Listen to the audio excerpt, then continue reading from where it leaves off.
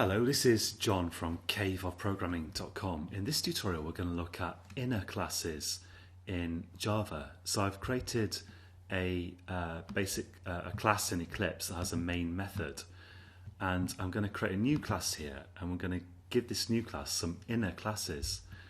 So I'm going to right click my package here and go to new class, and I'll call this class robot just to have some kind of an example to work with. Click finish.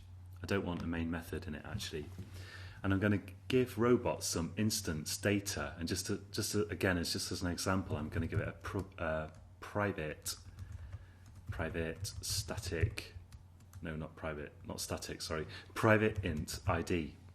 That'll do. So every robot has an ID. And I'm also going to implement a constructor so that we can set the ID. And to do that, I'm going to right click and go to source and generate constructor using fields, tick ID, and click OK. So I could have just typed this myself, but that was quicker. I'll get rid of super here because that's not, call to super is not needed. So the constructor just takes an ID and sets this private field using the ID passed in. So now, of course, we can create robots already. Let's give this one more method, actually. Let's give it a public void start method. And in start, I'll just put a sys out, and I'll say starting robot plus ID there. So now I can use that by going to my main method here and creating a robot, set that equal to a new robot. I'll pass it the ID 7 and then click do robot.start like that. Okay, so that's all pretty straightforward, starting robot 7. Now let's take a look at inner classes.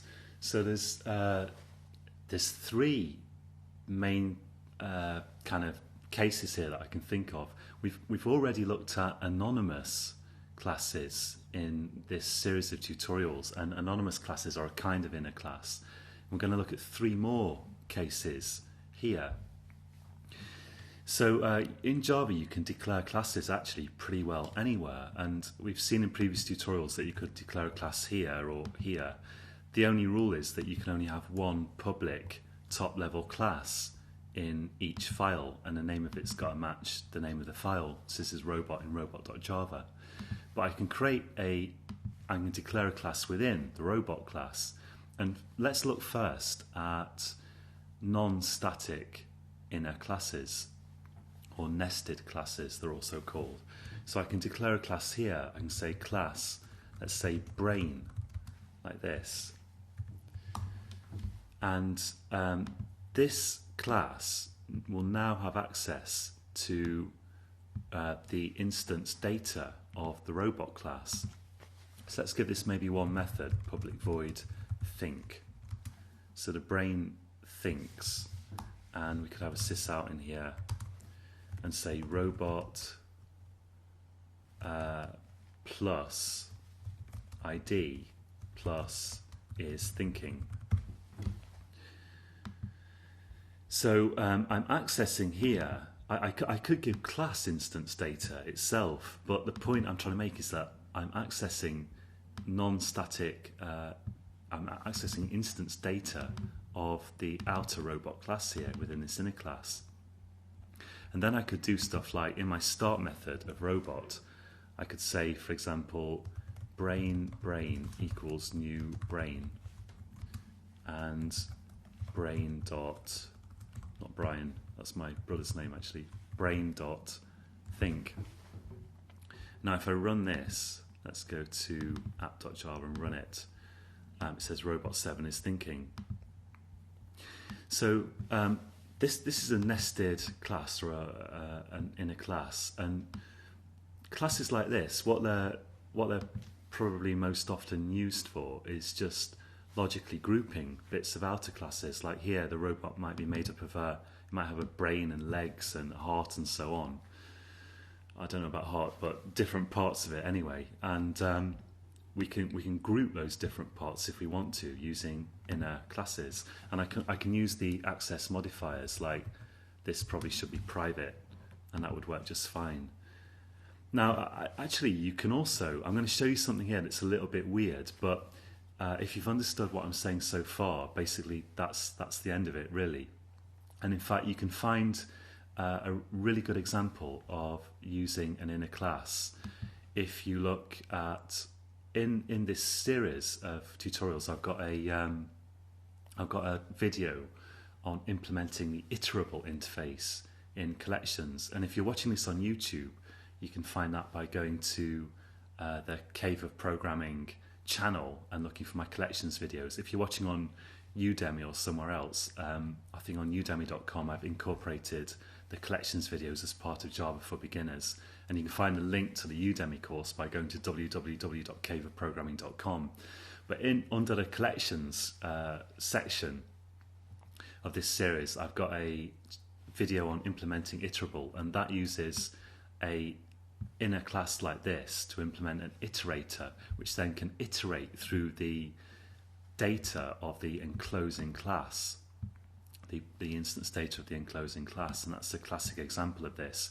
And if you want to test your skills with this, you could try implementing the iterable interface in Java, maybe after watching that video. Now, you might wonder if you can create separate classes of this brain here from outside the robot class, and the answer is yes, but I don't think I've ever seen anyone really do that. It is common to use inner classes like this outside of the class that they are declared in, but then usually you'll have a method that would create a instance of your inner class and return it. And you can see that if you implement iterable, for example. There is another weird syntax I'm just going to show you for the sake of completeness here, which is that if we were to make this public like that, in app.java here we've got an instance of robot here, and we could in fact do this. We could say robot.brain. So robot.brain is the type here. We've got robot with the inner class brain. Let's call this variable brain equals, and now we need an instance of the robot class, and we say robot.new brain. I think I've got that right. And I've never actually seen anyone do this, so I wouldn't really worry about it. I just wanted to show you for completeness, and then we can use this brain outside of robot. So I click run, and it says robot 7 is thinking again.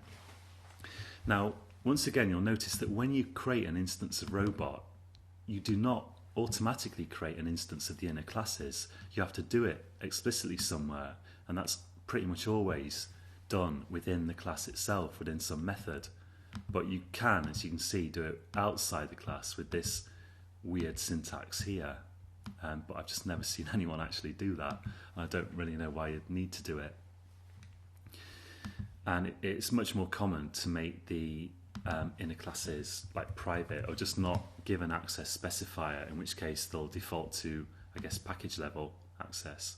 So this is only going to work if the brain was declared public. So let's save that. So that's inner classes, and they're normally used like this within the enclosing class, and you might have a method that returns, for example, brain. In this case, this could return brain. That would also be pretty typical. Now, a second kind of inner class are static inner classes, which are pretty simple actually. So we could have here, for example, let's say battery. We could have a static class battery like that.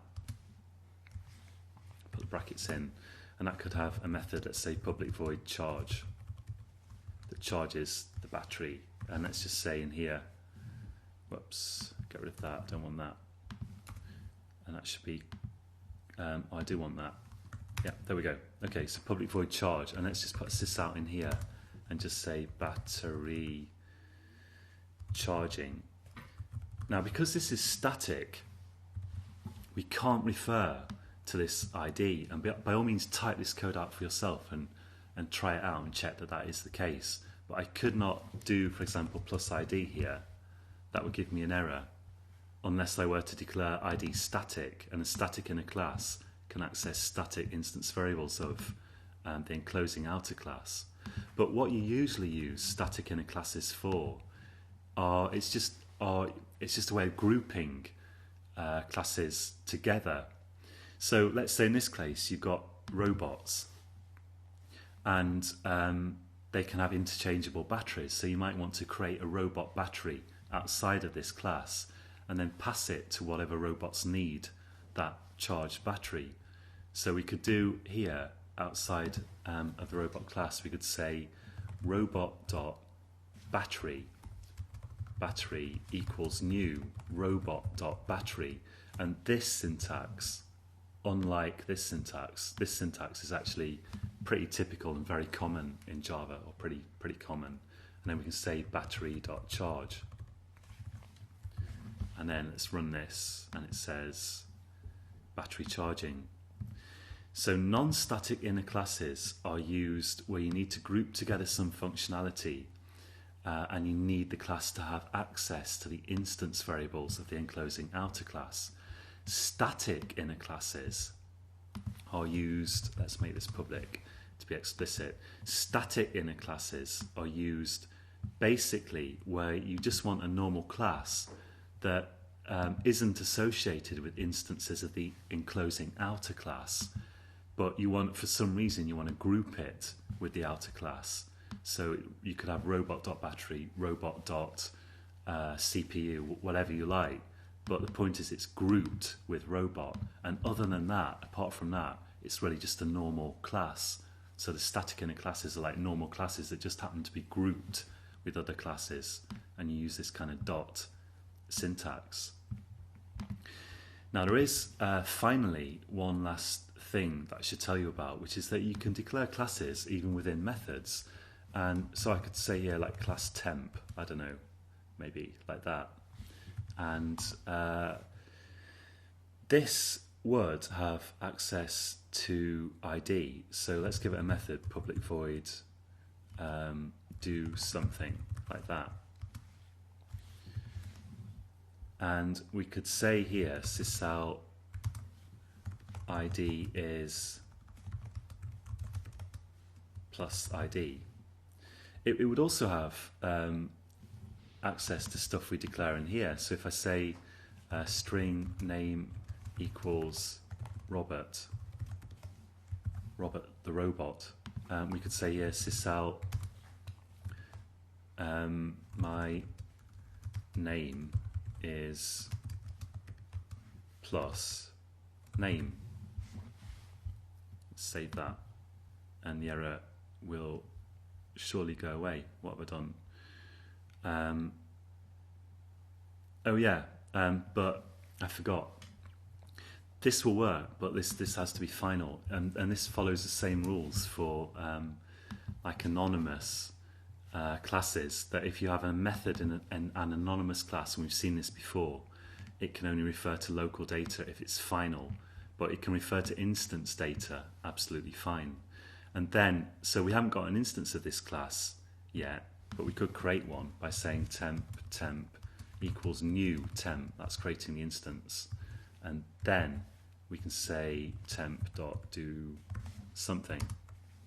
And when we run this start method, of course, now we are going to do all this. We're going to create this temp type and declare an instance of it and run the do something method.